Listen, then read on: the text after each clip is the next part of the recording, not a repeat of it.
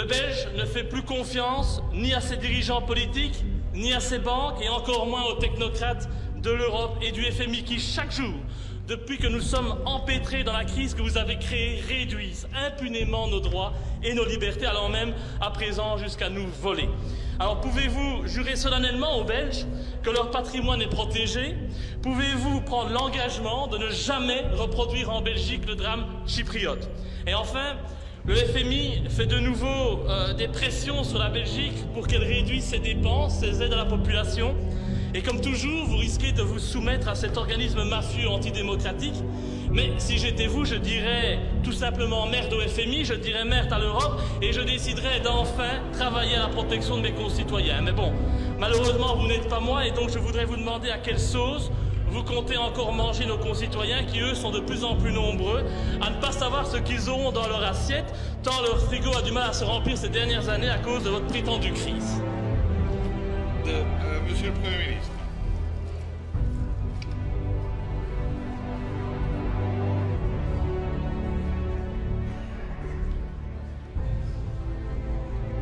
Monsieur le Président, chers collègues, d'abord, je voudrais remercier mon collègue qui interroge le gouvernement. Je sais qu'on n'interroge pas le gouvernement sur ses intentions, mais qu'en général, on prête de mauvaises intentions, ce qui, dans votre cas, est juste le contraire. Nous sommes remplis de bonnes intentions. Pour ce qui concerne Monsieur Louis, que dire?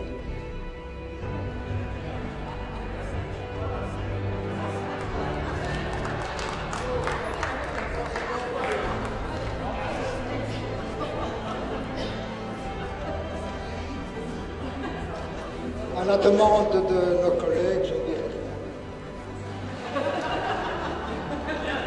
Reste...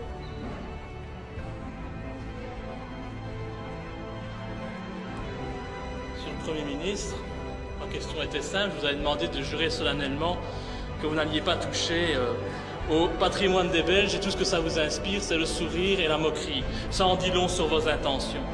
Et l'économiste américain Peter Schiff, ancien conseiller du président Bill Clinton, qui avait prédit en 2006 la crise des subprimes, a déclaré ceci: un crash va survenir aux USA en 2013, 2014 ou au plus tard. Cet effondrement va faire passer celui de 2008 pour une balade dans un parc. Alors, compte tenu de votre légèreté, compte tenu de toutes ces raisons, et bien ça fait longtemps que je ne vous crois plus,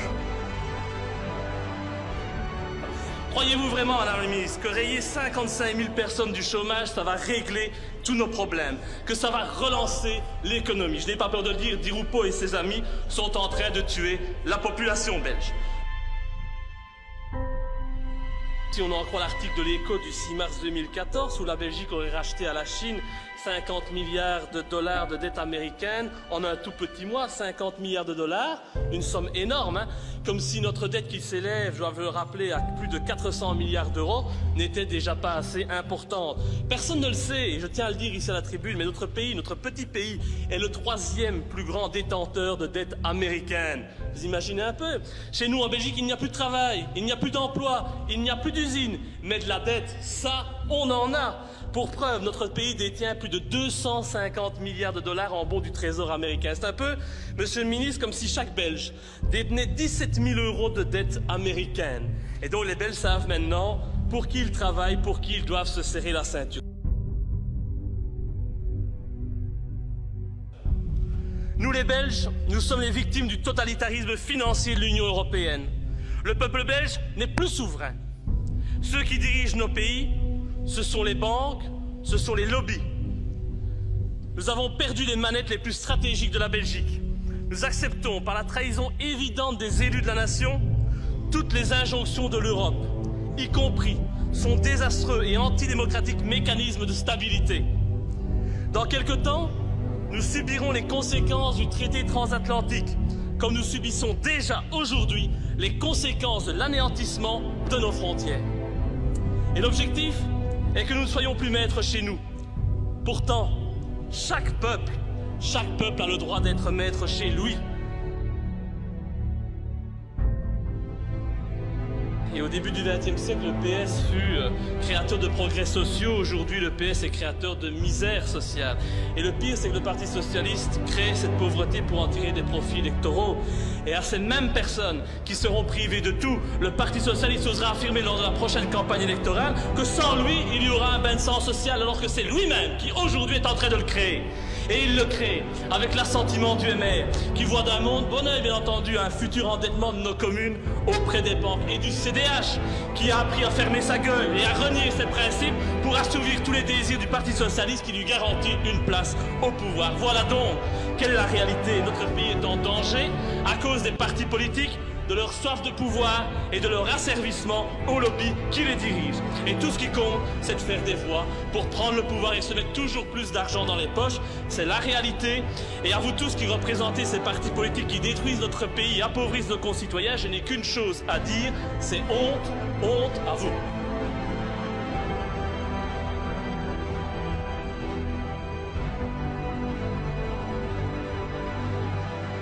Monsieur Louis, vous avez la parole pour 5 minutes pour demander l'urgence.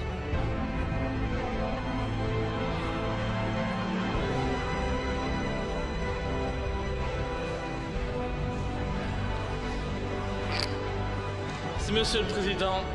Chers collègues, la proposition de résolution pour laquelle je demande aujourd'hui l'urgence est une première en politique. Comme vous le savez, les citoyens ne font plus confiance au monde politique, ils se sentent ignorés et méprisés par une classe politique qui se considère comme une élite alors qu'elle devrait se comporter comme un serviteur du peuple. Notre système démocratique démontre son inefficacité. Malgré les élections, ce sont toujours les mêmes élus qui siègent dans cette assemblée. Certains sont ici depuis plus de 30 ans. Il faut donc du changement, un vent de fraîcheur sur ce Parlement, et c'est pour cela que je souhaite demander l'urgence pour cette résolution qui vous propose de remplacer l'élection par le tirage au sort de citoyens volontaires. Par ignorance, par lâcheté, par insouciance ou tout simplement par peur de perdre vos privilèges, aucun autre député que moi n'aurait pu déposer une telle proposition, tant vous vous accrochez à votre place. Pourtant, les politiciens ne représentent plus la population. Le rôle du citoyen est réduit aujourd'hui à son strict minimum. Voter, élire un représentant. Attention, pas ceux qu'il a l'habitude de côtoyer chez le boulanger ou sur la place du village. Non, il n'a le droit que d'élire une élite qui squattera une parcelle de pouvoir pendant des années. Des individus qui feront leur plus beau sourire durant la campagne électorale, mais qui renieront toutes leurs promesses une fois élus.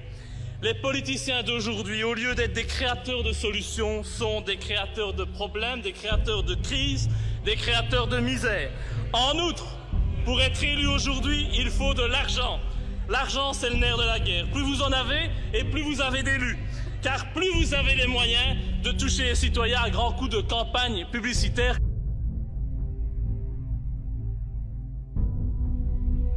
Vous vous dites tous être de grands démocrates. Dès lors, pourquoi avez-vous confisqué le pouvoir aux citoyens? Croyez-vous que les gens de la rue sont moins capables que nous de faire notre travail? Certainement pas, et je peux même vous dire qu'ils feraient preuve d'un meilleur bon sens. Nous ne sommes pas supérieurs au peuple, et je vous le dis en ce qui me concerne, je fais confiance au peuple car lui seul est libre, alors que vous tous, vous êtes avant tout les petites mains de vos partis et des intérêts économiques et occultes qu'ils défendent, des intérêts qui sont pourtant loin d'être dans l'intérêt des citoyens. Inutile de revenir sur les innombrables exemples de promesses non tenues. Demandons cela à notre Premier ministre, il saura mieux vous en parler que moi. Et enfin, vous avez créé des politiciens professionnels qui parfois se refilent les postes de père en fils, alors que cette fonction ne devrait pas être un métier mais un service. Bref, il est temps de proposer une alternative. Et cette alternative, c'est cette résolution qui propose un système démocratique de sélection des élus par le biais du tirage au sort. Un processus qui est la condition sine qua non pour conférer aux citoyens belges une égalité politique parfaite et pour atteindre l'incorruptibilité des dirigeants. Et donc... C'est fini. Fini. C'est fini, les 5 minutes sont écoulées.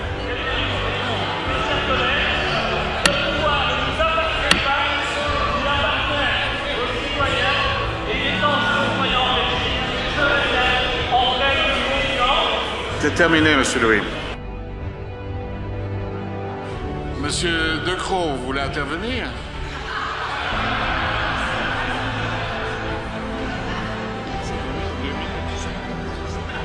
Pas plus que 5 minutes, monsieur De Croo. Voorzitter, ik vraag het woord voor een persoonlijk feit. Ik voel mij zwaar geviseerd door deze verdachtmaking van de democratie, maar ik heb maar één zin en ik zal hem in het Frans zeggen. Ce qui est excessif est insignifiant.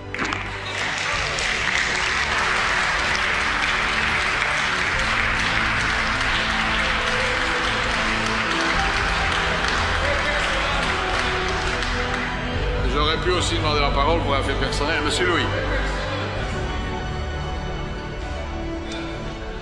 Eh bien, c'est dommage que l'on considère la voix du peuple comme quelque chose d'insignifiant. Sachez que beaucoup de nos concitoyens, monsieur De Croo, estiment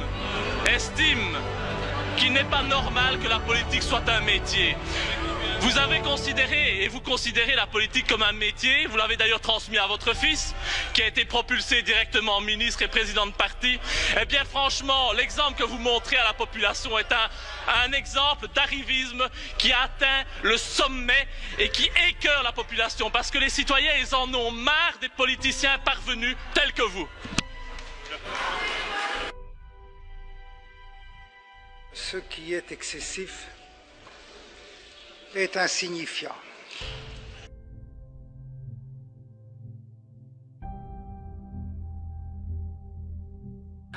Il y a une demande d'urgence. Ceux qui sont pour l'urgence se lèvent.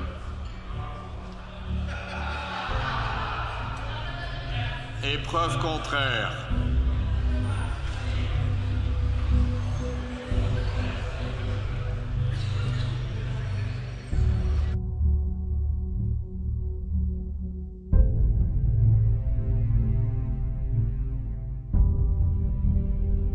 Et en ayant un patrimoine de plus de 10 millions d'euros, le Parti Socialiste démontre qu'il n'a plus de socialiste que le nom. Et je comprends pourquoi le patrimoine des partis politiques a été augmenté de 55% en 7 ans. Ben oui, pour cacher les mensonges et la réalité, il va falloir redoubler d'efforts, mais aussi dépenser des millions d'euros en campagne électorale mensongère pour faire passer la pilule. Mais surtout, un conseil, durant les élections, ne venez plus nous parler de bain de sang social, parce que le bain de sang social, c'est vous qui le créez, vous, avec vos costards à 3000 € et vos belles chaussures bien cirées.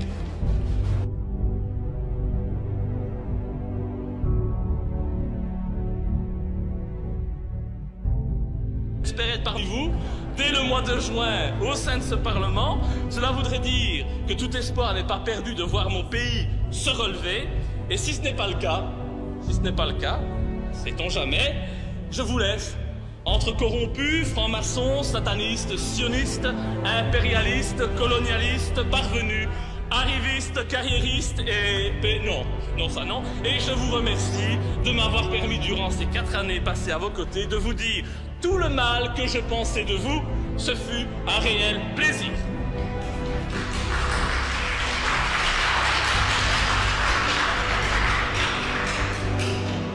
Je vais simplement rappeler au public qu'il n'est pas permis d'applaudir.